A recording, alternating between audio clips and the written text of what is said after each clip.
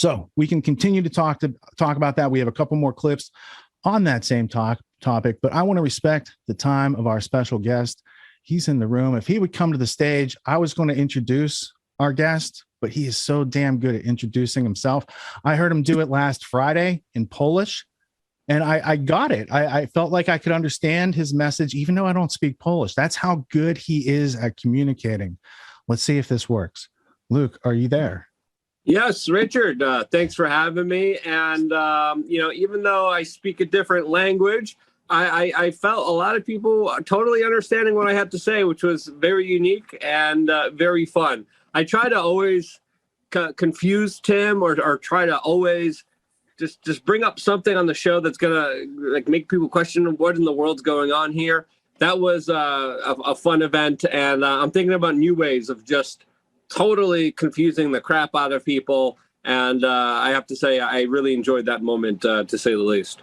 Yeah, it was with the guy from the Epic or the Epoch Times, and he spoke Polish too, I guess. So did he understand what you were saying, or is that? Oh yeah, we went back and forth a couple times, and then he kind of looked at me. He was like, "But how many?" He was speaking in Polish. He was like, "How many people speak Polish?" Well, I'm like, "That doesn't matter. What matters is about sending the message." And I said a whole bunch of other things. I keep calling Lydia Linda. I'm mad at her. Ian's the dirty hippie. Tim's the beanie man. And I think we make a great crew. And I've been having a lot of fun co-hosting the show. And it's been really a pleasure. My next question was, did you really call Ian a dirty hippie? Because was like, that's how he translated it. I was like, oh, did he really? Absolutely. Say that? Yeah. Oh, geez, man. You're going to, and it's not a lie. He just ate my ice cream. I found out a couple hours ago. That son of a gun ate my ice cream in my refrigerator. I have my name on it too. So he can't read now. He didn't have his glasses. He didn't have his glasses, Luke. I think he was in a daze, and kind of walking around. Maybe it was dark. Maybe it was dark. You should get him a headlight so it doesn't happen again. What's your beef with Lydia? What's the beef with Lydia? What's going on? It's there's a lot of beef with Linda, but we're gonna leave that one for the show. I think it's only a matter of time till that one comes out. I'm going to go register Sour Patch Linda right now. I'm going to very disappointed in Linda. Very disappointed in her. I thought you guys all did a great time. Who drove the Magic Tim mobile bus to Texas? Because it seemed like it sounded like he flew, but someone else drove. That was Andy, Chris, and a whole bunch of other people are part of the crew here that do an excellent job. There's a lot of people behind the scenes here that do really good work, and they're really awesome people. Some not so good, but most of the people, really great people, really awesome people, and really, really do have a passion for this stuff. You see them a lot of the times in the vlogs. Andy's one of the drivers here. Castle. So Chris, the Castle. So Chris and Andy predominantly did a lot of the driving, and I got to say they did a good. I drive an RV all the time too. It's hard. It's not easy. And they made record time driving from Texas all the way to West Virginia. And they did really a good job. And they got everyone there safe. And they got everyone back safe, which is pretty important. Because when you're driving RV, something's meant to go wrong. Something's meant to break. It always does break. But Andy was on it. He fixed a whole bunch of stuff. And it really worked out really, really well. So we're going to be taking the show on the road. Probably once a month now somewhere. I'm going to push for Florida and then maybe even set up a little base camp in Florida myself where I build my own Freedomistan in Florida. Tim will have his in West Virginia. We, of course, will then collaborate and then try to set one up in New Hampshire with the Free State Project. Yeah. So we're all about building, culture, and we're also about building physical places where people could interact with, where we could work with. We just did a pretty amazing event here, in-person event with Ryan Long and Danny Polishchuk here in West Virginia. So, we're all still grassroots. So we're all doing this without any major funding, without any major corporations. And it's been fun, but it's been a lot of work. And I unofficially work with Tim. I volunteer here. I have a lot of fun. And it's about decentralizing everything and building things up. And I think he's doing, his own way of that. He's doing an incredible job. But there's so many other people we have to empower and push and have set up their own Freedomistans.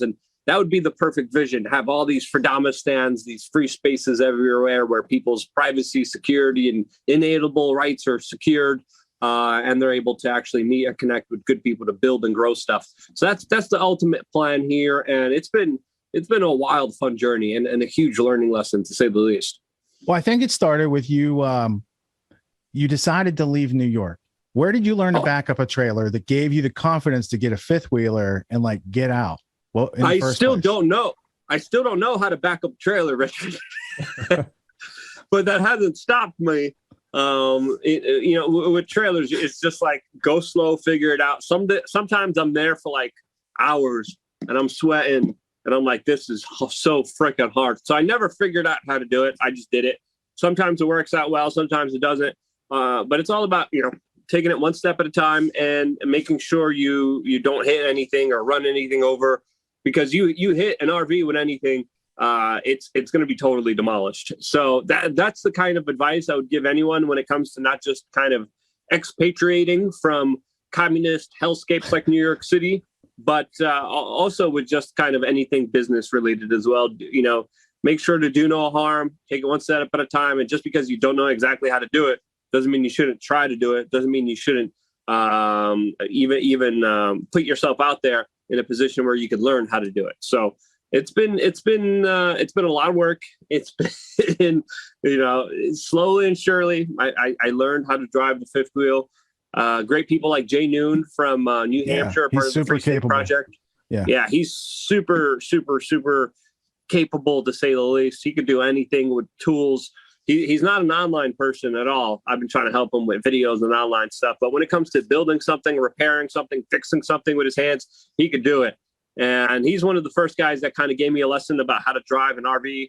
And he taught me and looked over me and taught me a whole bunch of stuff about how to be, an actual man and how to actually survive the apocalypse. Since, of course, being a city slicker, you don't really learn how to mess with diesel engines and tools and all this other stuff. So shouts out to Jay Noon, a part of the Domes, a part of the Free State Project. Great guy. And he does really, really great stuff. Jay can work with wood. He can work with metal. He can make concrete. He can rebuild society if you give him some help. And he does so much on his own. And he's just always like, no excuses, cutting edge, built his own freezer trailer with thermostats and these sort of, he's a fascinating guy, and there needs to be more people like him. So I hope he eventually gets to transfer some of those skills online and let people see what he does in reality, we got content creators like me on the internet that, are known for doing the stuff that I do. But if society collapses, he's going to be the content creator. He's going to be the main person that everyone's going to looking at and kind of seeing what they're doing and, trying to get their attention as much as they can. So when ish hits the fan, he's going to be the person you really want to know, you really want to hang out with. But you can. And just understanding the situation at hand, I was like, hey, I need to, be around people like this just to see what they're doing, just so I could learn from them. And Jay was very awesome to allow me to learn from him. And there was a lot of learning lessons, to say the least. Well, I admire the story that much more, knowing that you didn't know how to back a trailer up when you just decided and went and did it. Right. Like I learned how to drive, first like a lawn tractor with the trailer and then a truck with the trailer. And I know the rule is the longer the trailer, the easier it is to back it up. And the shorter the trailer, the more squirrely. Right. Other than that, I still have to think it through if I haven't done it for a while, because it's like opposite of where you want it to go. But your ability to make a decision and then decide how later, you had a good reason why you made the decision, you jumped into it. And like so many things that you've done, you've taught yourself along the way. And then you go find other people who are smart in those areas. And you're like, what can I do? Can I share some of this knowledge? Can I bring you some value? It's agorism. It's building friendships. It's bringing value everywhere you go. Right. And I think that's a hallmark of what you do. Well, yeah, there's a lot of people that are just stopped, that are stagnating, that are denying themselves the ability to do whatever they want to do in this life. And the only thing really stopping you from achieving whatever you want to achieve in this world is you yourself.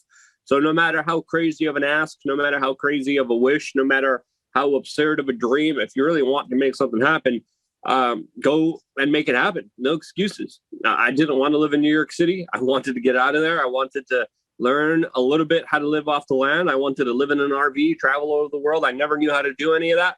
I just kind of did it and learned along the way. You're going to make some mistakes, and it's just about mitigating those mistakes and learning from them and not being too hard on yourself and going out there and driving that RV in that parking lot for hours, or being stuck at that, because going forward is pretty easy, but backing up is pretty hard, especially with the fifth wheel, especially with anything that you're dealing with a trailer. But sometimes that includes you being at an RV park and then just struggling for a while, trying to get it in there. And sometimes it doesn't work, and you just got to keep trying, keep going until you get it. And as long as you don't get too frustrated, as long as you don't pull a Jesse Smollett and start beating yourself up, as long as you have a positive energy about learning and figuring this stuff out, everything's going to come pretty easy to you. And it's all about just kind of doing it. Don't be like Juicy Smollett. That's the lesson right there. Yeah, don't beat yourself up. What I want to bring to the audience is the same philosophy that you just demonstrated about learning to drive your trailer and like deciding you're going to do it first and do these things and kind of practicing along the way, not being scared of those little failures or the little, oh, it didn't go so well this time, but you didn't hit anything. You didn't kill anybody. You're good. You're moving forward without excuses. Let's take the time machine back, 15 years or so to when you started out. You were a guerrilla journalist sticking cameras in people's faces, very powerful, wealthy, well-known people. And you're this kid with a camera sticking a camera in their face and asking questions. Is that something you decided needed to be done and then you figured out how to do it? Or did you have classical university journalism training and come from the New York Times? Or how did that all come together? Because I remember seeing your stuff back when you were like 18. Yeah, screw the prostitutes and their horse-stream media institutions. I didn't play any part in that bull crap at all. Same thing. I just knew it needed to be done. I was researching a whole bunch of crazy stuff since I was 14 and going down the rabbit holes and fact-checking stuff and looking at government documents and reading books and filling myself with as much knowledge as I could.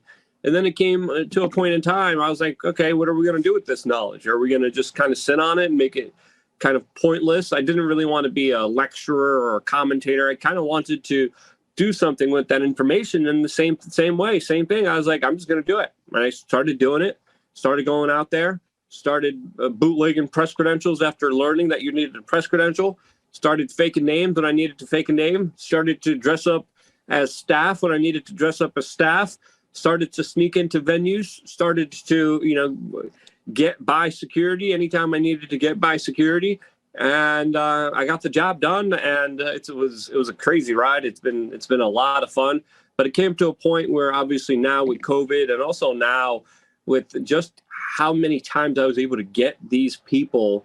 I mean, I got Henry Kissinger like 6 times. There's still confrontations I did with him that the public hasn't seen yet, just because I've been like too busy.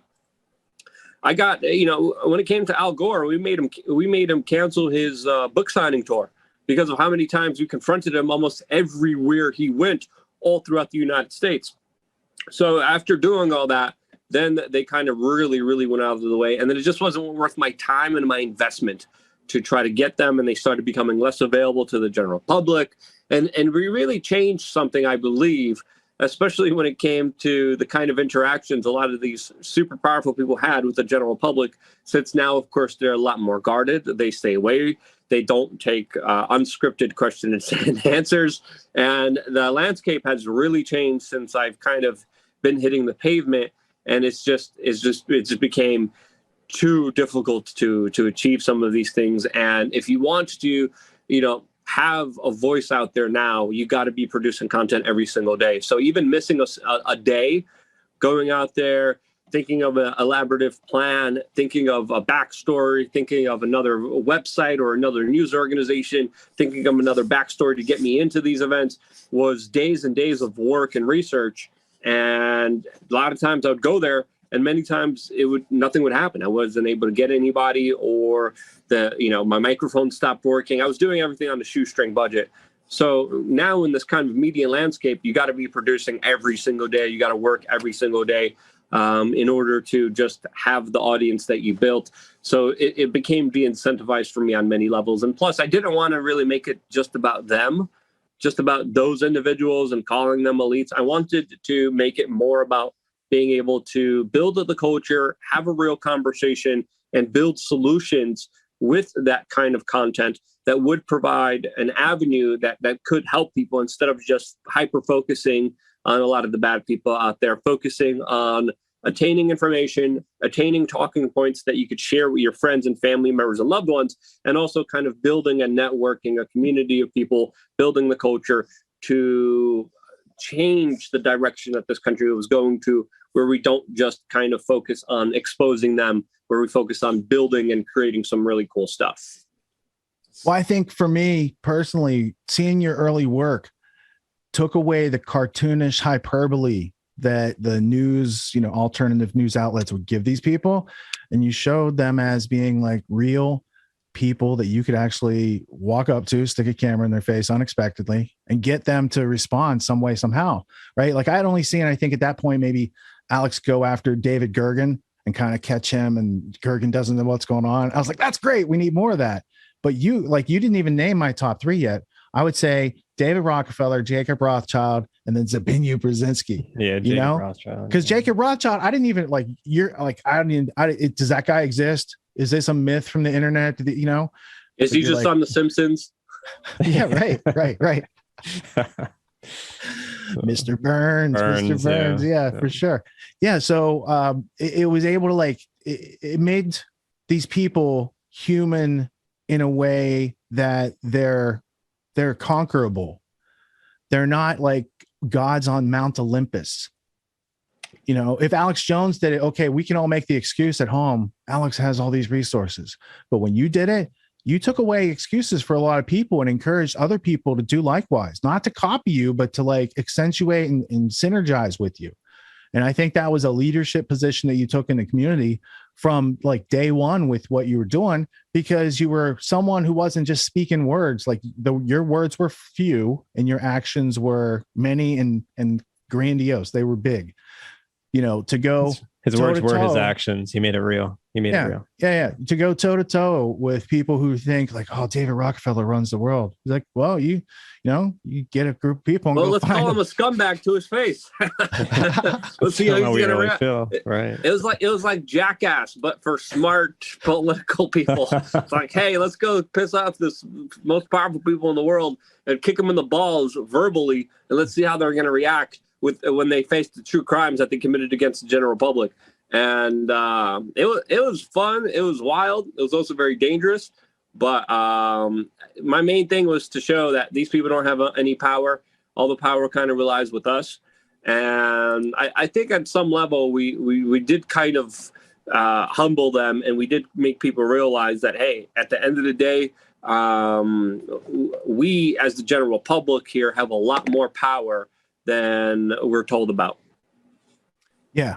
And I think that also your white pill optimism has been consistent over the years, despite the craziness that goes on. Because I think that you believe, like I do, in human nature, insofar as we have the ability to learn and invent and create our way out of these things. But we can't do it until we understand and act as if that these things are real, they are going on, and we have to do something creative about it. No, absolutely. We could just sit and dredge and go down the rabbit hole and get depressed and sad about what's going on, but that's not going to help anybody. Information is power.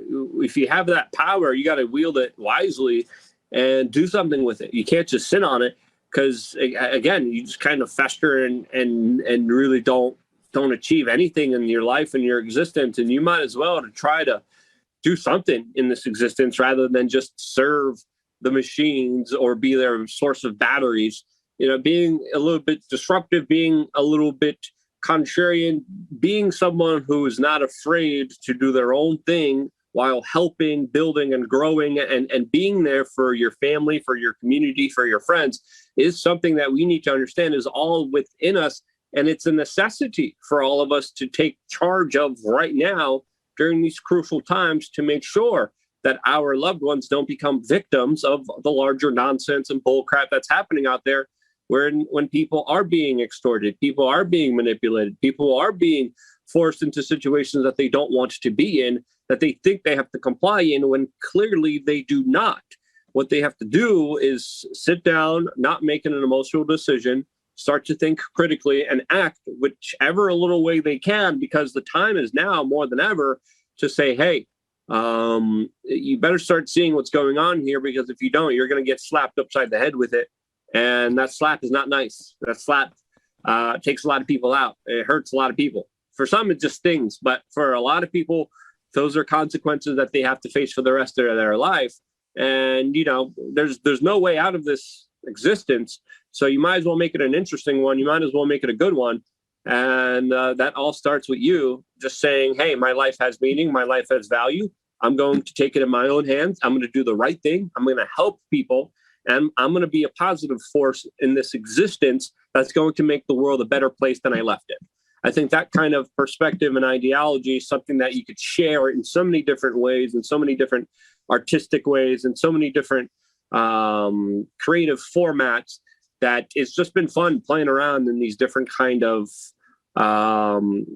environments and these types of ways that we could express ourselves. So it's been a wild ride, man. I've been doing this for way too long, but it's been extremely fun, and I don't see myself doing anything else. When did you first think that you were going to actually go and cover a Bilderberg conference? There had to be so many unknowns on your radar. Was that something you decided to do and figured it out later? Or did you know some people who had been there and they're like, we could walk you right in? Like, how did that work out? I mean, the Bilderberg decided to come to Virginia. And I remember there was like no excuse not to cover this event. We had to. This was one of the most important events in the world.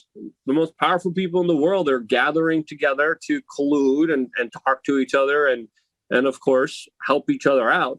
If 100 celebrities were coming together, the top celebrities in Hollywood, corporate media would lose their ish. They would start crapping themselves in excitement for it. But when you have the industrialists, the corporatists, the bankers, the media moguls all coming together, this is a must-see event for the general public, so we understand who's colluding with who's getting cozy with what, who's going to be buying off, selling off who. And that's why just having, eyes and ears there was so important. And as soon as it came to Virginia, Chantilly, West Virginia, there was no excuse not to cover it. Of course, the Loose Change guys were there. I think Alex Jones was there. Abby Martin was there. I remember doing a 12-hour broadcast live at Bilderberg at Chantilly, Virginia. 12 hours nonstop working there. We had, so many different battery packs.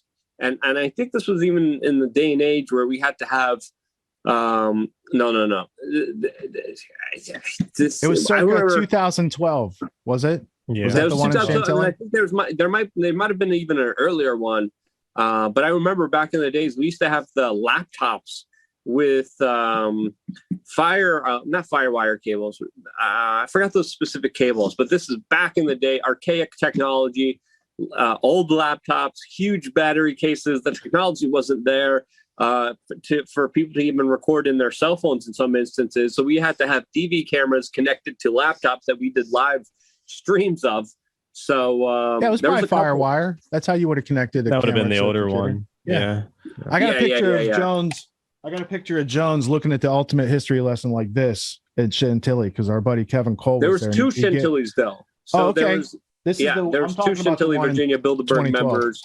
So you went 2008, or was there was 2000 and I think it was 8, but there was a couple of them that happened. We need to get a Bilderberg calendar of when these meetings. Yeah, and then ever since covering it first time there, I was like, we need to cover more of this. The way that the police and Secret Service and all these intelligence agencies have been acting around this is absolutely ridiculous. They obviously don't want us there, and there's always the craziest adventures that are just absolutely mind-boggling. Whether it's being followed by cops everywhere we go, whether it's being intimidated, whether it's being harassed. We were arrested a number of times. We had our hotel room literally stormed into by the German Gestapo, the German Polizei.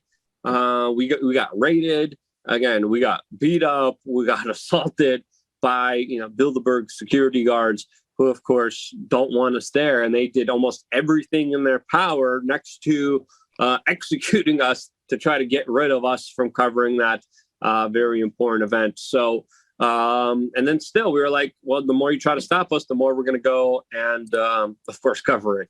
And that's exactly what we did. Yeah. And so whether it's in the United States or it's overseas, you're still, I would want to say, I was going to make a joke. It's like, that's why other journalists don't cover Bilderberg, Luke, because it's so, you get beaten up and attacked and your room gets tossed, but that's not why they don't cover it. You had a conversation, was it in the Germany or the Austria one, where you were talking to some press reporters in the bar? I remember you telling me this one time at PorkFest.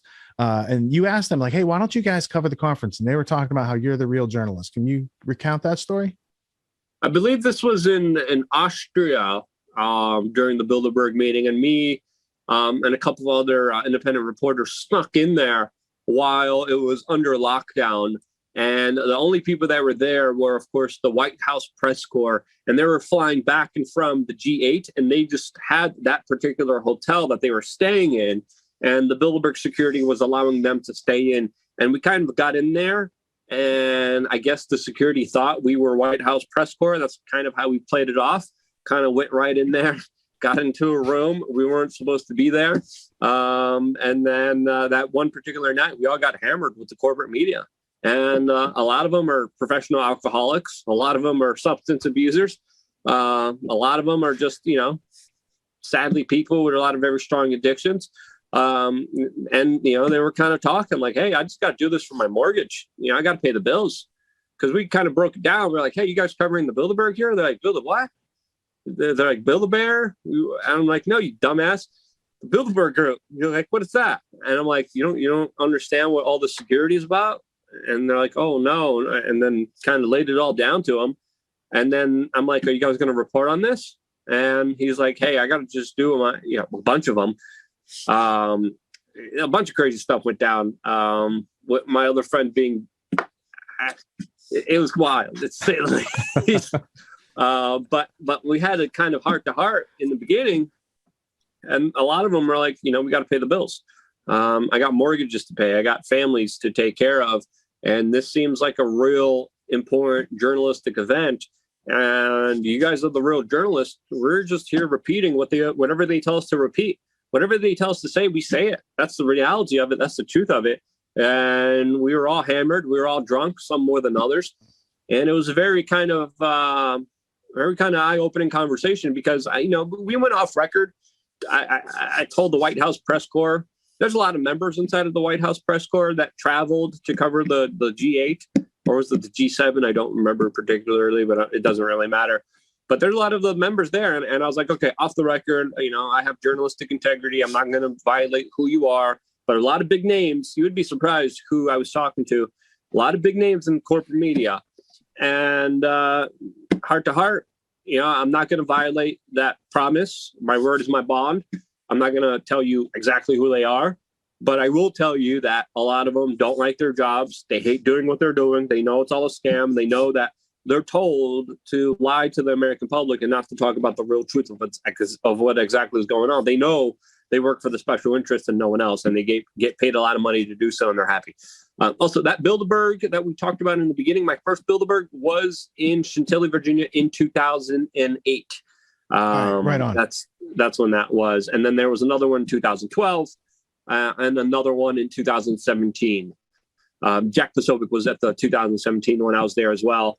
I was there in Turin, and I was there in Switzerland and Germany and Denmark and the United Kingdom. So I've covered a lot of them, and it was always wild. I was there in St. Moritz. It was always wild, and it was always crazy, and it was always important to get the bigger truths out there, even if it included just obnoxiously bullhorning them. Well, prior to you covering Bilderberg for the alternative news community, who was the guy? Was it Jim Tucker? There was somebody who used to go and cover. He was like the guy. He had the hat, and I was like, I don't know. But when you covered not just one but so many, it starts to give people more transparency into the process. I mean, for the players at home, Bilderberg Group got started in 1954. And I talked last week about the same people that set up Agenda 21 and all this sort of stuff. They helped to create Bilderberg Group. These working groups are not unrelated. They're working on a similar plan.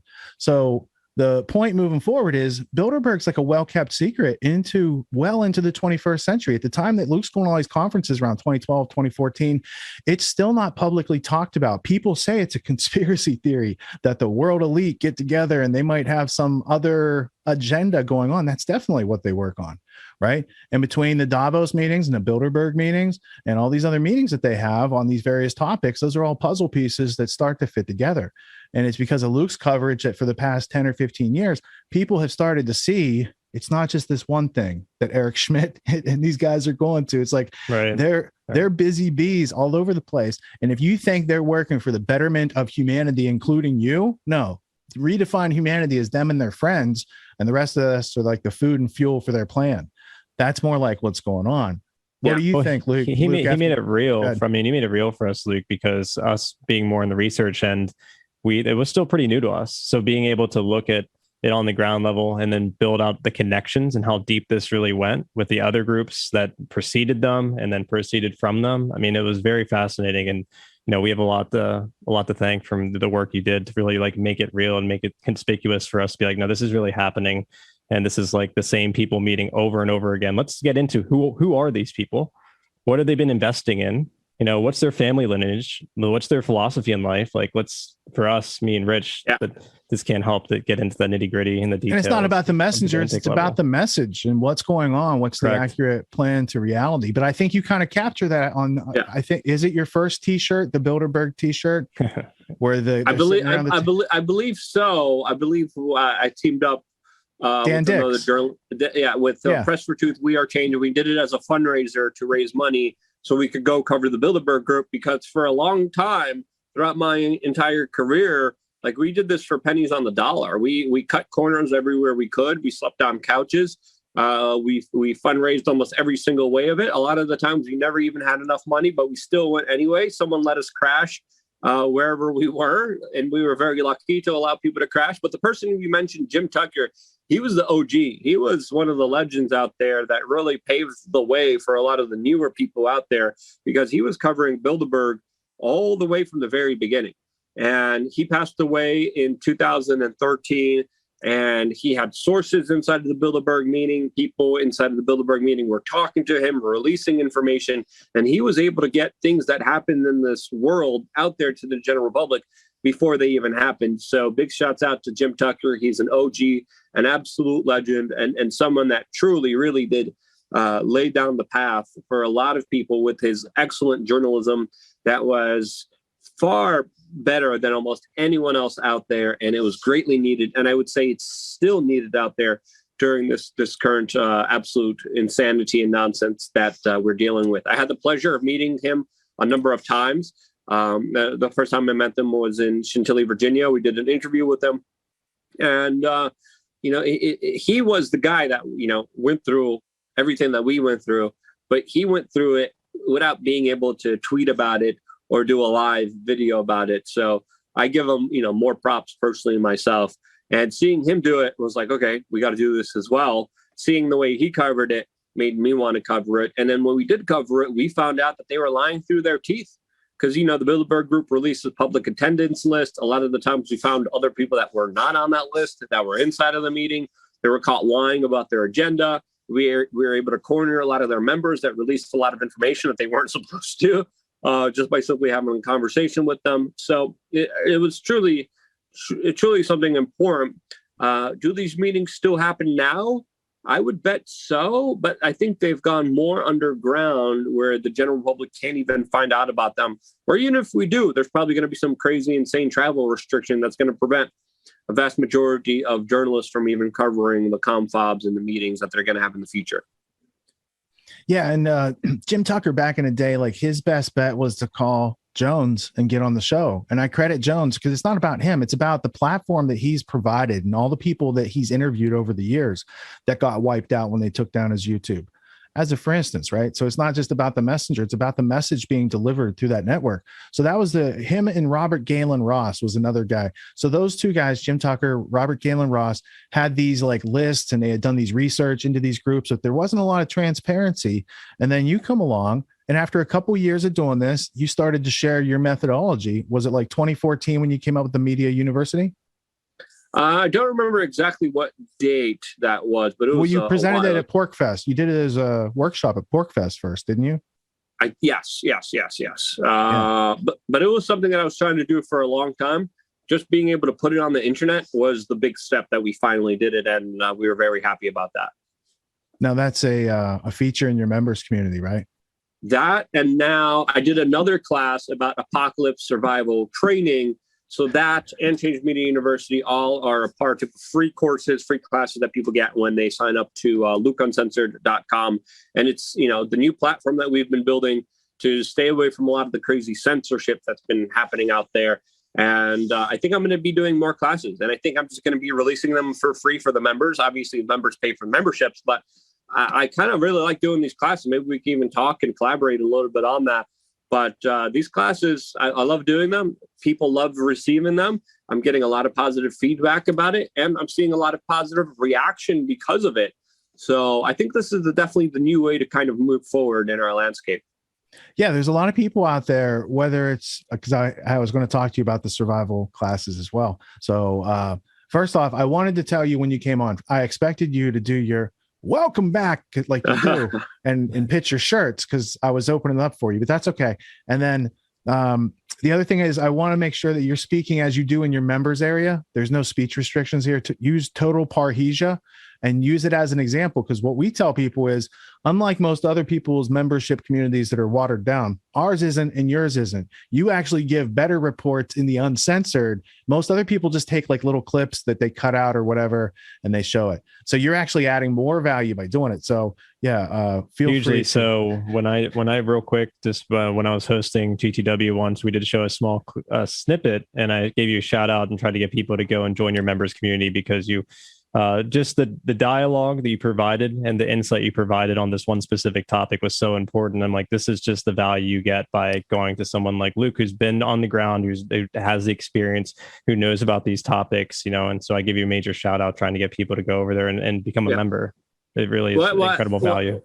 Well, I appreciate that. And, whenever someone invests, I want to make sure I give everything I possibly can. And that's why I try to give as much life advice. I try to share as much information to help people. And I do a completely separate video because everyone's time is valuable. I'm even humbled and grateful for everyone spending time with me on the YouTube channel. But sadly, on the YouTube channel, you're restricted with the words you could use, the topics and issues you could get into. And, a lot of it's a big no-no. And a lot of people just want the kind of infotainment.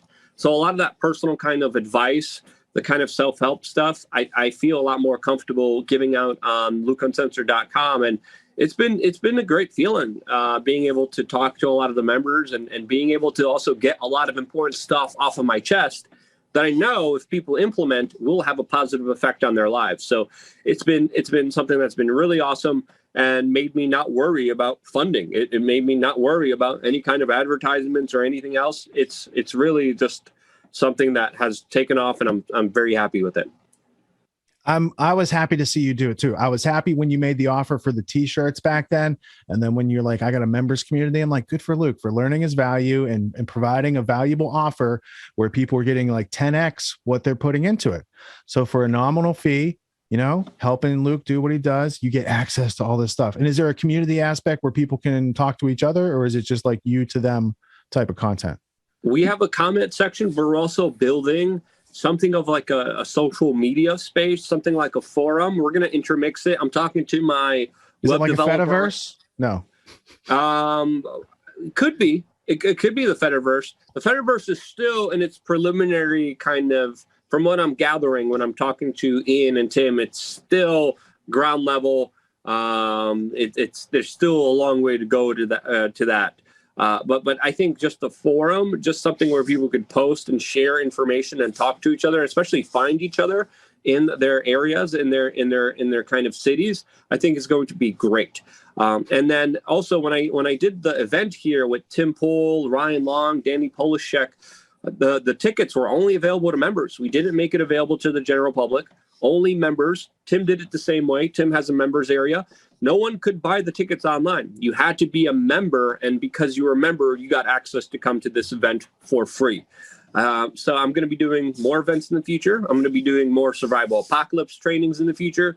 I want to be doing a lot of cross collaborations with a bunch of people, and I think even just meeting some of the members as I continue my journey across the United States soon.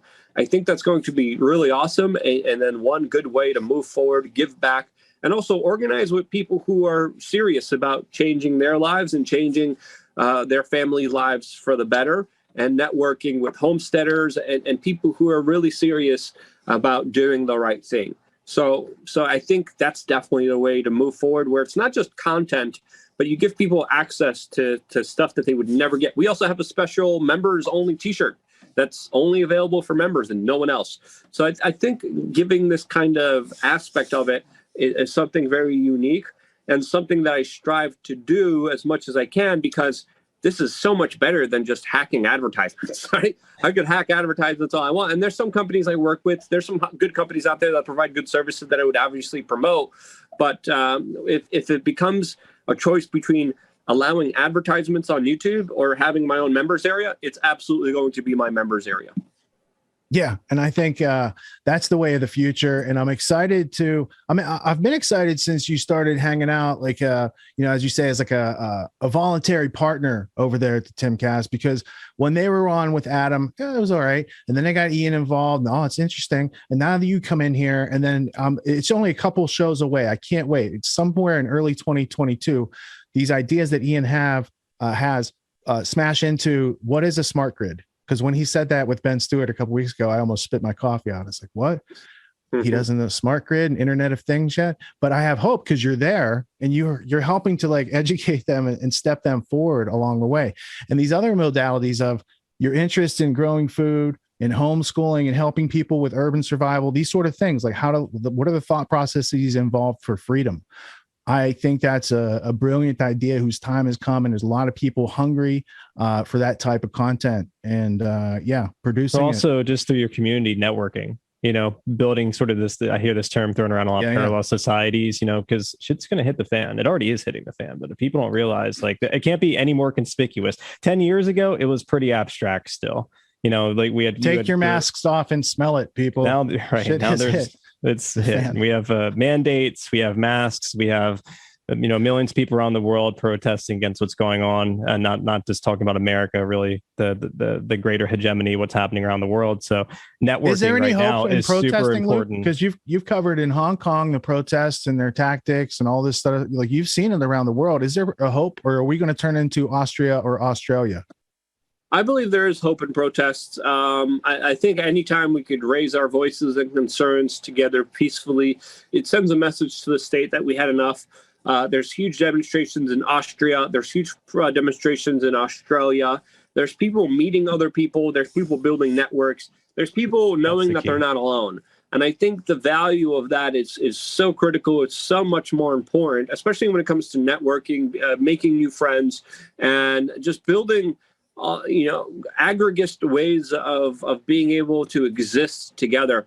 That's some of the most important things you can do in this world. And I absolutely believe in the power of protest. I believe in the power of peacefully raising your voice and your concerns in a constructive way, because there's a lot of things energetically in this world that are very hard to explain with words.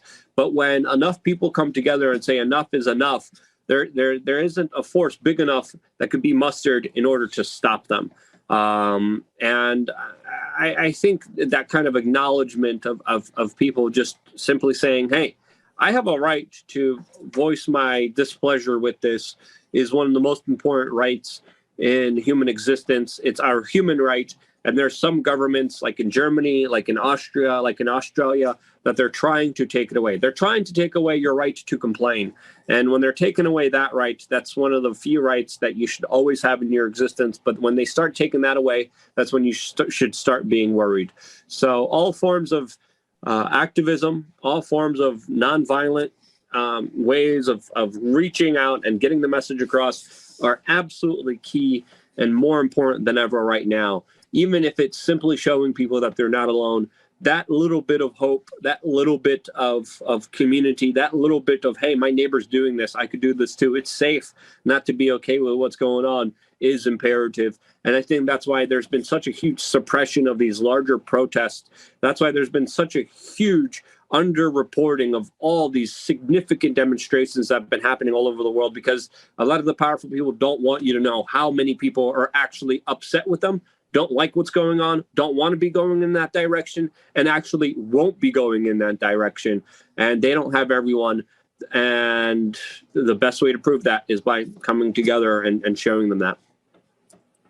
I got one last question, and then I brought an artifact to share with you. I think you're going to dig this. My question is, you just talked about the censorship and suppression and underreporting. Can you tell us how you got to Epstein's Island? What was that story? Yeah, we've all seen the video. Story. Yeah, I know the characters involved. I want to hear it from someone in the first person, though. Yeah, but before I get into that, even though there's a lot of online suppression, there's still ways of navigating that, moving through that, getting a message out there to the general public that intrigues them, and then has them go to off-platform, not big tech social media platforms that are self-built, whether it's yours or Tim's or mine or LukeUncensored.com, wherever it is. And then they can get the bigger lowdown, the bigger truths, the bigger action items that they could actually participate in that could make the biggest difference. So there are safe spaces that are allocated online. You just have to want to find them. And because people want to find them and have to find them, they value that information a lot more than a lot of the readily available stuff.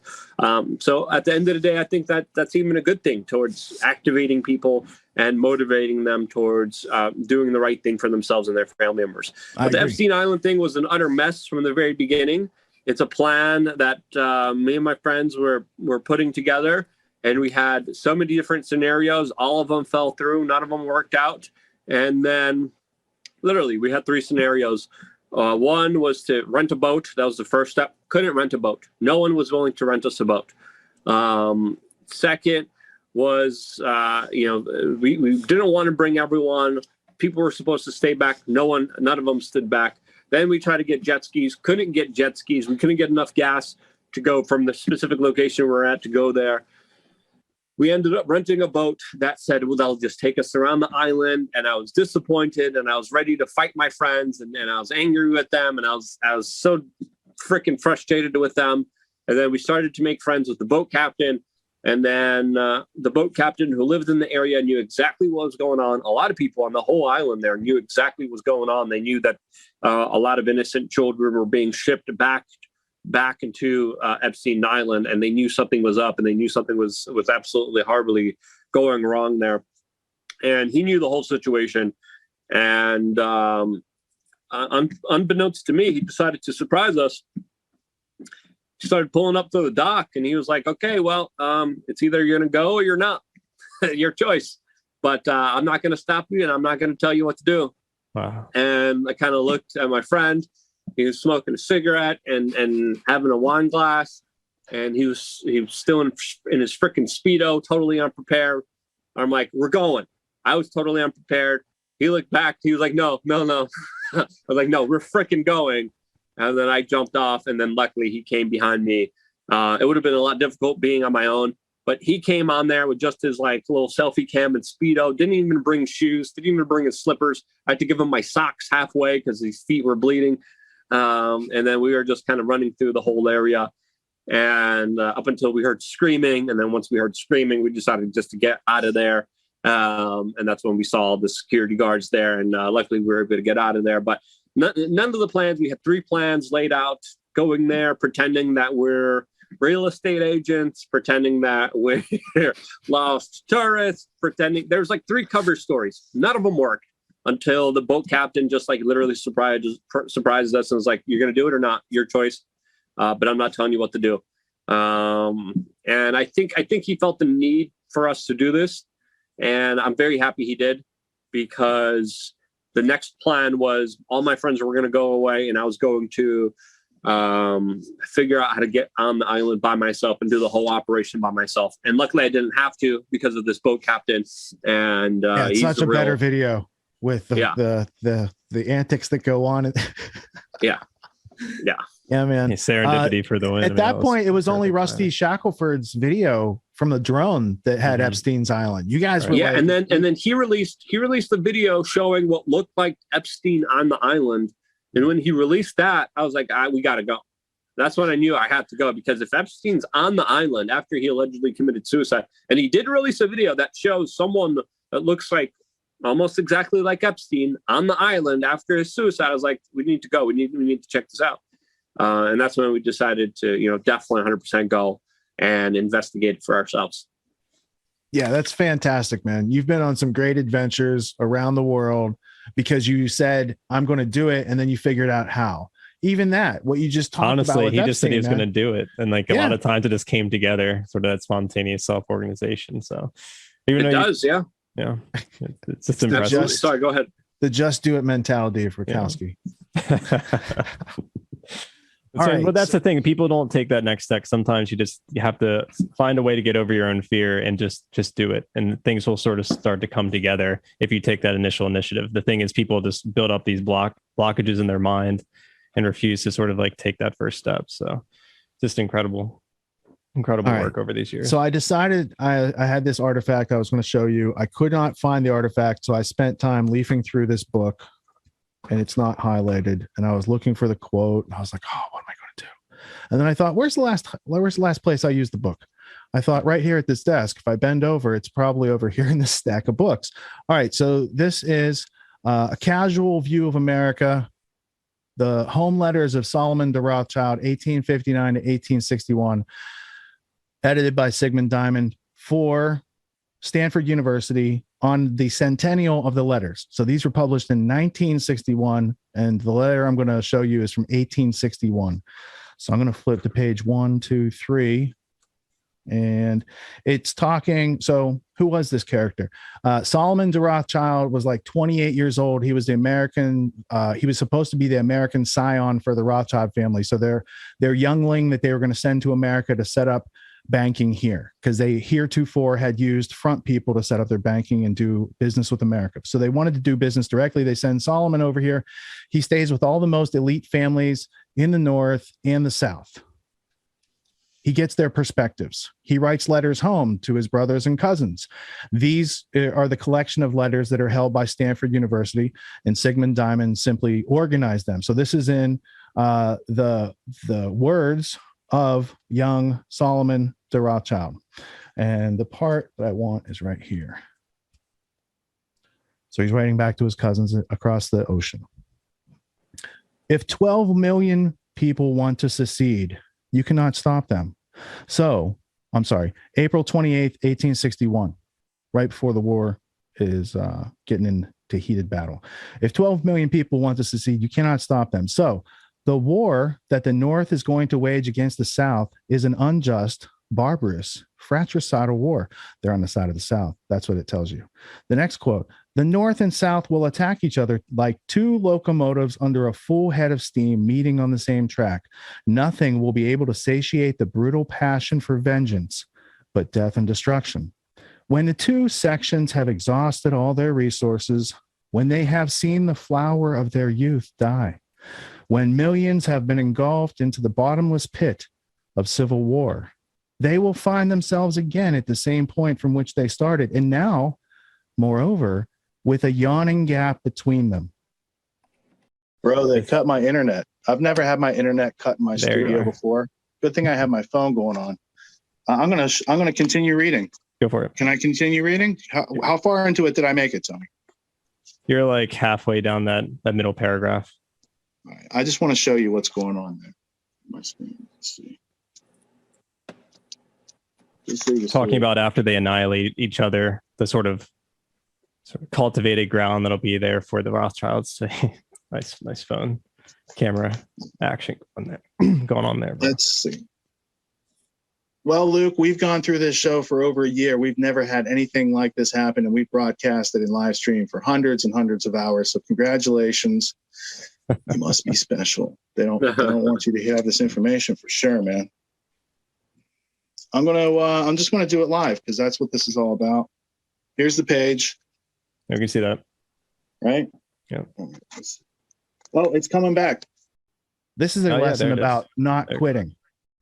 Let me turn off the audio on this so I don't have that echo. All right, cool. Tony, how far did I get into this paragraph? I would start when the two sections have exhausted all their resources. Cool. The North and South will attack each other like two locomotives under a full head of steam meeting on the same track. Nothing will be able to satiate the brutal passion for vengeance but death and destruction. When the two sections, North and South, have exhausted all their resources, when they have seen the flower of their youth die, when millions have been engulfed in the bottomless pit of civil war, they will find themselves again at the same point from which they started, and now, moreover, with a yawning gap between them. It will be necessary to end the war, to write a treaty, to grant a mutual concession. For no matter who the conqueror will be, there will be no vanquished. Each side will struggle to the bitter end for the rights it claims to have. On one hand, all the South asks is to be left in peace and to be allowed to govern itself as it sees fit. Right. So if you read Solomon de Rothschild's letters, even though he stayed with the families of the North and the families of the South, he's a friend of the people running the Confederacy through and through. And this is always lost in our version of history as far as the Civil War, why Lincoln had to print his own money. Why did we have greenbacks? Because if you don't understand this aspect of how we got into the Civil War and what it was all about, then people can't understand the Federal Reserve or the CFR or Bilderberg or Agenda 21 or all these things that come afterwards. So I just wanted to offer that because I figured you probably didn't have this book, but I have a copy of this book for you upstairs if you want a hard copy. Because I bought. Yeah. I would love to read more and research more about the Rothschilds. There's a lot of very fascinating history about them that should be told, should be listened to, should be debated more. And sadly, it's definitely not. I just want to segue because you had a sort of a very meaningful disagreement with Tim Pool about the importance of getting into some more detail in regards to the powers that be, so to speak. And I think you both had very valid points, but what's sort of your interaction with, I know he comes from a very different sort of mindset in regards to how much value can be extricated from doing some of the more pedantic research that maybe like a Richard and I do, or yourself for that matter.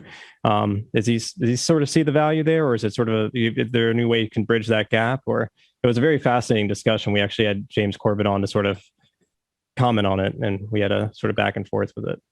Well, if there's a lunatic, psychopathic mass murderer out there stabbing everyone, you can either focus on healing the stab wounds, or you could stop the mass murderer stabbing everybody. So that's the oversimplification of that debate from my perspective. I still I still stay strong in my belief systems. I'm not going to placate anyone. Tim has his point of view. I don't know if it was changed. The audience did speak about the comments. This issue, and they had their own perspective. But I think both viewpoints are valid, and I think they're important. I think it's important to see where other people are coming from, and then to if you see it differently, to talk about it in an honest way. And I look forward to more debates, more discussions like that, because I think they're absolutely important. What I dug was 100%. It was a good debate. Like, people got something out of it from both perspectives. Sorry, go ahead, Rich. It was heated but respectful. Like, the audience grew on 100%. Both sides. I agreed with you and Tim. Yes. And I'm like, now I could see what you're saying, and I see where Tim's like not has that piece of information yet, because he covers current events every day, and you talk a lot of times from historical context juxtaposed to the current events, right? So there's a bridge to be built, but it's not going to be done if we call each other names, and there's been no really good examples of that out there. So I like to see that disagreement. I think that's the balance you bring to his show.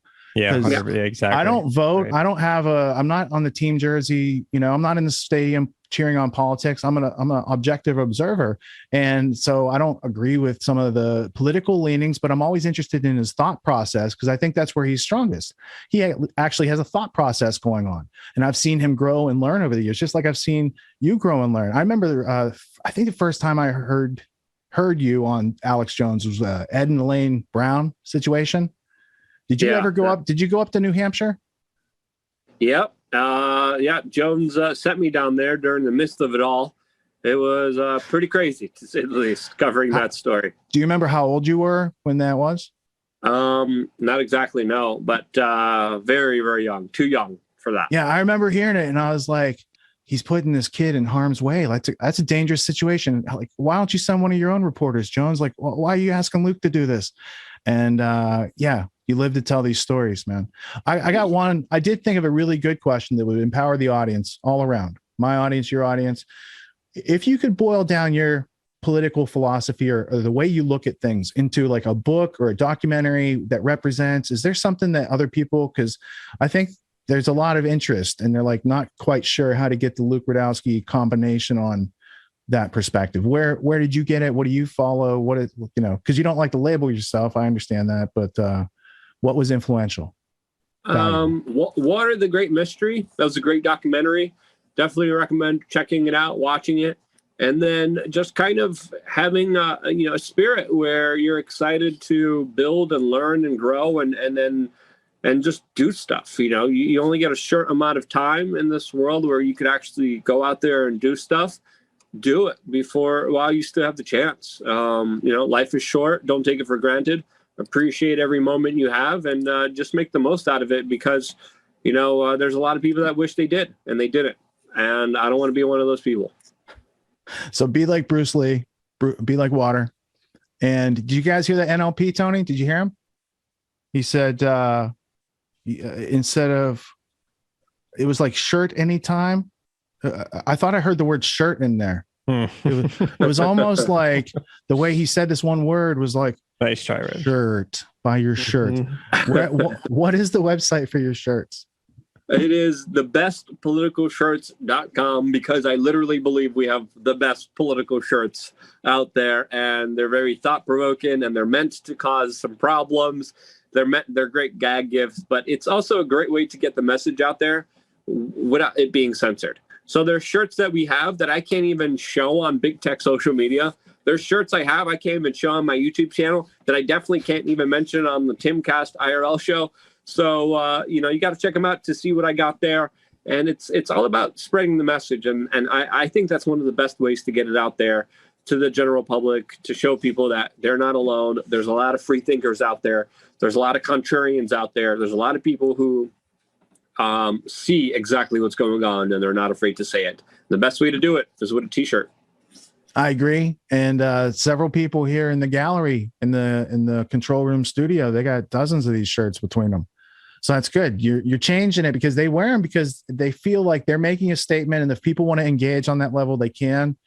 But it's a way to kind of silently start the conversation by drawing a line and putting an idea on a shirt and other people saying, that idea also represents me. I support that idea. And they get themselves a copy of it and they wear it around, kind of like this hat once upon a time. Do you still sell this hat? Which one is that? Is that the Orwell one? Make Orwell fiction again. I believe we still have that one. We sold out on a lot of our hats. So it's very hard to get hats in because of the supply shortages that have been going around.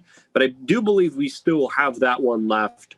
It's hard to tell because things come and go all the time. That's good. I don't want too many people having this hat anyway. It's savvy. And I get a lot of smart people who do a double take and then they're like, that's smart. Or they'll want to engage with me. Very clever. Like, oh, you know who Orwell is too? Okay, yeah. So it's like meeting other conscious people. It's like sending out this. Oh, yeah. The Epstein didn't kill himself. The Epstein didn't kill himself hat and shirt. That always gets people like, absolutely, he didn't kill himself. They're lying. The government's lying to you. I can't tell you how many like Uber drivers and store clerks and just people I run into as I'm walking around. They're like, absolutely. They fucking, sorry. No, don't apologize. Yeah. They took him out. I know they did. I had this one crazy reaction down in South Beach which is very memorable. And then someone just seen it and had a reaction like, yes, someone finally gets it. Someone finally sees it like I do. And they're like, they effing kid did it. They effing did it. And it was a visceral reaction that, it's important to have, because then you know who's in your community, who's a friend, who's a foe. There's a lot of other shirts that get people in trouble that probably will get you kicked out of venues, but you don't want to be in those venues anyway. They're right. They're uptight venues.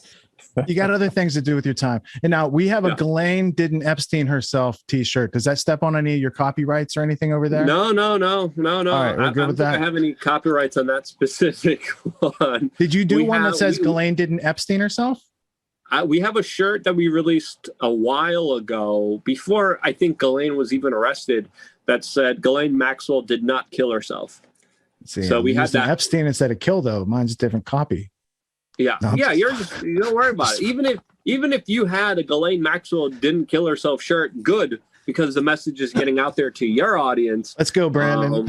And I wouldn't even be mad about that. I would be okay with that, because it's all about, to me, the shirt store was an answer towards demonetization on YouTube, but it's more about just getting the messages out there, because we don't try to charge a lot for these shirts. But them being able to get the message out is more important than just even the financial incentives for us, because getting the message across, building communities, doing that form of activism that can't be censored is absolutely imperative to us. And it's more important than profit.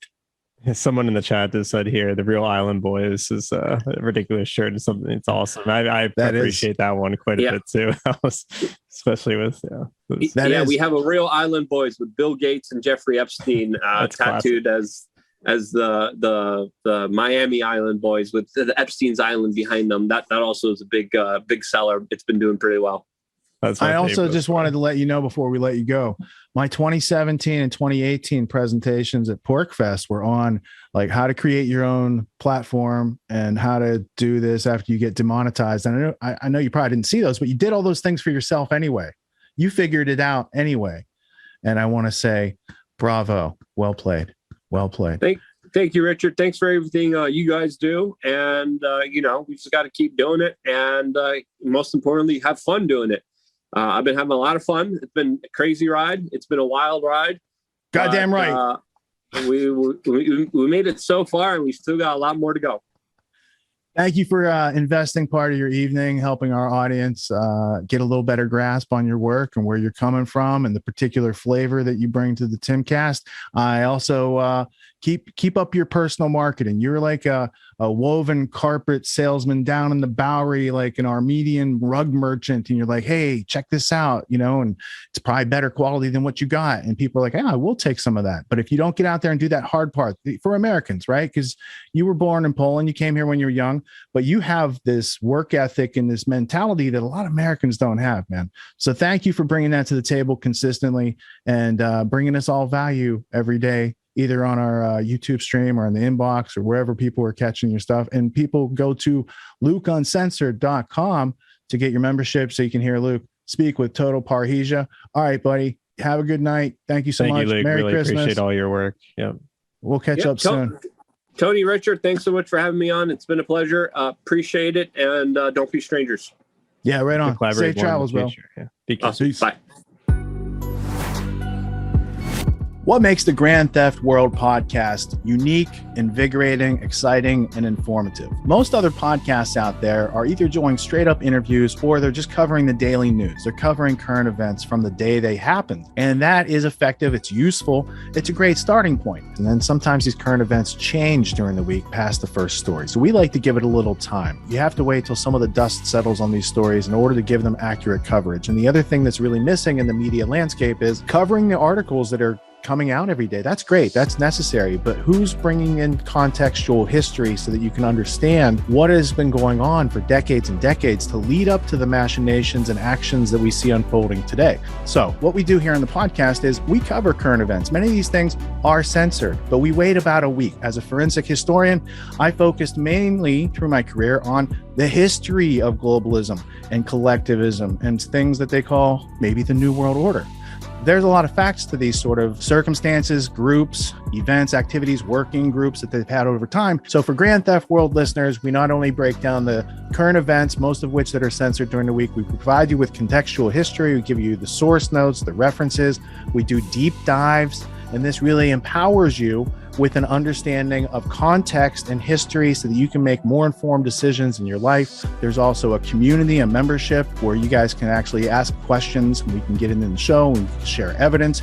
And there's a town hall weekly for Grand Theft World for those who listen to it and are interested in covering the stories that we don't get to during a 6-hour show.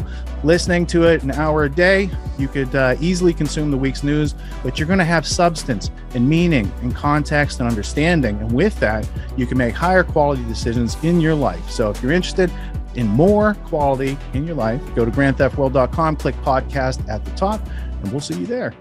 Thank you. These allegations are false. This isn't Grand Theft Auto, folks. This isn't a video game. What are the most surprising things that you discovered once you started pulling on that thread? Who he was connected to, what institutions he was influential over, what events he participated in? Come on, man.